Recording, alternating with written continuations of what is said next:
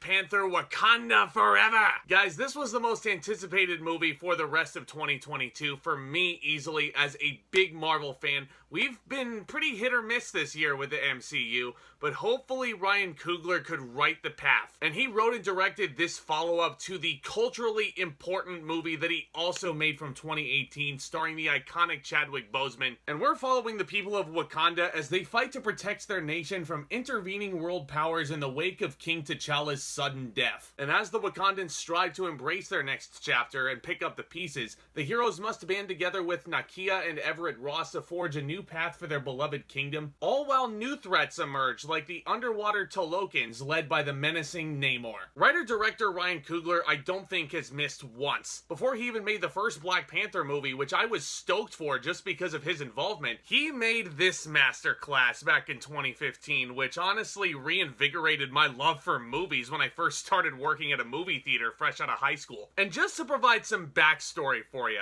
this script for Wakanda Forever before the COVID-19 pandemic even started, it was done. Ryan Coogler was ready to start shooting, but then the world shut down, all the production had been postponed, and tragically, to make matters even more complicated, Chadwick Boseman suddenly passes away. Very, very tragically.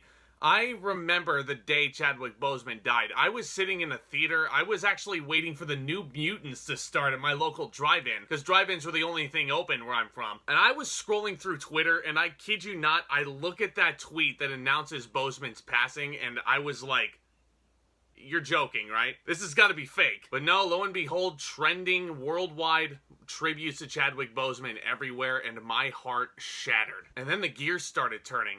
Holy crap, what are they gonna do with this sequel? How are they gonna address that Chadwick Boseman is no longer with us? Because T'Challa was his role. He embraced the regality of it all. He carried that part with so much poise. That was his baby. He's still a presence that is sorely missed.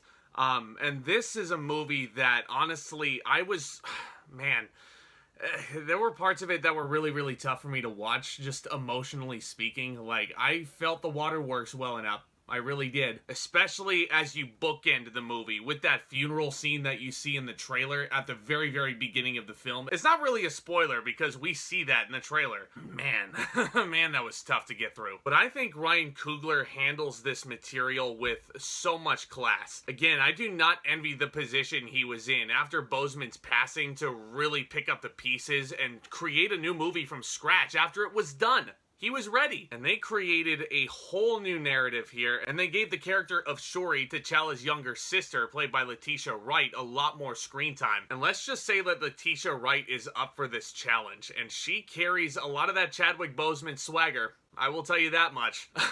It was a really, honestly, it was amazing to see. Letitia Wright, I think, really, really stepped up to the challenge, and I think she was really, really wonderful in the movie. All these actors are just throwing their all into this. Danai Gurira gets a lot more fun content to get into. Okoye is such a badass in Wakanda Forever. She honestly became one of my favorite characters in this whole Black Panther saga. There's a lot of really endearing comedic moments with her. She is put through the ringer emotionally as well. She has to deal with the fact that she is a leader, and the fact that she has failed as a leader on many occasions. And there is a callback where Okoye was the commander, and she basically followed Killmonger's every will, and they talk about that. There's a lot of really deep character analysis in here. And I'm sure all of these actors wanted to do this movie justice and pay glowing tribute to their friend Chadwick Boseman, but Coogler also gave them a lot more to do. And I really, really respect that Ryan Coogler was able to do that with these characters. Because that can be a danger, where you take a character like Shuri, for example, who is perfectly fine. Her presence in the first Black Panther is very, very fun. She definitely comes off as a more supporting comedic role, though. But now she has to be taken so seriously in the wake of Boseman's death. And everybody's up for the task. Not just Wright, but Gurira's great. Angela Bassett in this movie. Oh my word. It is flooring to me that this woman has never won an Oscar in her career. and this performance might just propel her over the top. I can certainly see the Academy giving her some recognition for Best Supporting Actress, and I can certainly see this becoming an Academy darling, just like the first Black Panther movie was. I could see this getting nominated for Best Original Score once again. Once again, Ludwig Göransson's score is freaking epic. Wakanda Forever in general feels super epic. The scope of Wakanda certainly is still present. The political challenges that Wakanda faces certainly still prevalent. The action in this movie is so much better than in the first film. Because if you guys watch my initial MCU playlist, one of my biggest complaints with the first Black Panther movie was the final battle between T'Challa and Killmonger. They're in an underground train station sequence, and it really comes off like a PS2 game. I feel like Ryan Coogler and his cinematographer took those criticisms to heart, and they fixed it. They fixed the issue. You can see everything perfectly fine, and it's really freaking awesome. Okoye is fighting this big old brute Atlantean character, and there is no score. Ludwig Göransson's music is really, really awesome, but in little small moments like that, where you kind of need to hear the fight going on, like, it's almost like why I love the Dumbledore-Voldemort fight so much in Order of the Phoenix. Because if you go back and watch that scene, no score. And that may have been my favorite fight in the whole movie. The framing is just absolutely gorgeous. The direction of these fights, the fight choreography itself, so awesome. And thank goodness. The vis effects, the CGI, and everything like that, people flying around, it just looks a lot cleaner. Looks a lot cleaner than the first movie did, that's for sure. Now, one character that I have not mentioned yet up to this point is Tenoch Huerta, who plays the mutant Namor, or Namor, as I'm gonna call him now.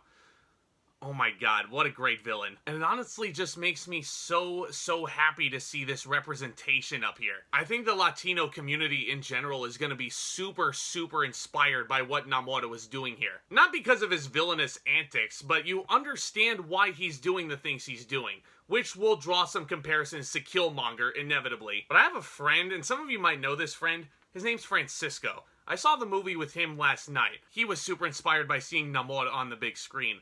Mainly just because Namor was such a badass. And you're given a really fascinating backstory with him, some really haunting flashback sequences with him. And it's not a spoiler, but Namor is technically the big introduction to mutants in the MCU movie realm. And if I remember right, the credits were saying introducing Tenoch Huerta. So this is like his first gigantic project, and oh man, I can't wait to see what else he does, because he was so good. One of the bright spots in the acting department in this movie for me, just alongside Angela Bassett and Lupita Nyong'o, who is just phenomenal in everything she does. Another thing you might notice is how female-loaded this cast is. And that's really freaking awesome. It's a lot of badass females going to fight Namor. You have Winston Duke in here returning as M'Baku, but that's mainly a comedic role. Also, I can't forget Rai Williams here. Dominique Thorne was so funny. And yes, even though the script kind of treats her as a plot device, very similar to how Multiverse of Madness treated America Chavez, I didn't get bored seeing Rai Williams once in this movie. And that's the big kicker. MOM, you could clearly tell that America Chavez was meant to drive this point along and be an exposition machine. When Ironheart shows up, it was a welcome addition, and it injected a lot of charm into this movie, and I cannot wait to see her TV special. And honestly, I don't know if I can say this movie is better than the first one, even though I do have a lot of issues with the first Black Panther movie, despite how culturally important it stands right now. And I cannot sit here and deny how important that first Black Panther movie is, especially looking back at it in hindsight. But there were a lot of things about that first script that felt a little bit too derivative to me. If Wakanda Forever has the edge in the action department, I think the first movie has the edge in writing. Because there's some parts in Wakanda Forever that I feel like you could have cut out and you probably wouldn't have missed a whole lot. There's a subplot, and I won't get into this big of details involving spoilers or anything like that. Everett Ross appears in this movie with another character who you've met in the TV shows already, and you very easily could have cut that part out. I think if you shaved a good 20 minutes off of Wakanda Forever's runtime, probably would have had a lot stronger of a movie overall. This movie is 2 hours and 41 minutes long, and that may be a little bit too beefy for a lot of people. If my stats are correct, this is the longest MCU movie that is not Infinity War or Endgame. You certainly feel the epic nature of Wakanda Forever from start to finish. But here's one of the big kickers. As we were leaving last night, there was another theater goer, and I wasn't talking to this person at all, but one of them was saying that was a little bit disjointed. With what Ryan Coogler had to deal with, of course this movie was going to be disjointed. That's why they didn't recast T'Challa. Nobody could fill that hole like Chadwick Boseman could. And if anybody tries to tell me otherwise that they could have recast T'Challa, you're a goddamn liar. It's a big, big void that they had to fill. And with what Ryan Coogler was dealt, this was about as good as you could have gotten. And I commend this script for dealing with grief and sorrow and the somber nature of everything while also retaining the Marvel charm. Because there were points where I was laughing hysterically. I know, I can't believe I'm saying that. I was expecting to be in a puddle of my own tears by the end of this. And the way this movie wraps up, I mean, there's certainly potential to be in a puddle of your own tears. I mean, I'm not gonna blame you if that's you. But let me just say this much. If you guys are a fan of Marvel, if you guys were ever a fan of Chadwick Boseman, even if it just wasn't Marvel, if you're a fan of anything else he did, whether it be Draft Day, whether it be 42, whether it be Get On Up, Ma Rainey's Black Bottom, you should go and support this movie. Because this is not just a really strong Marvel movie. It's not just a really strong political thriller. It is a glowing tribute to one of the greatest icons of our generation. I'm gonna give Black Panther Wakanda Forever an A-. With what Ryan Coogler had to deal with, this movie was really darn good. And I feel like performances from everybody across the board, especially from Bassett, Nyong'o, and Huerta, Wakanda Forever is really, really, really special. And I think you guys should definitely check it out this weekend. Let me know if you guys have checked out Wakanda Forever already down in the comments section below. And let me know what your favorite Chadwick Boseman memory is, whether it be you seeing him on the big screen, whether you caught him for the first time in 42. He's a talent that is dearly, dearly missed, my friends.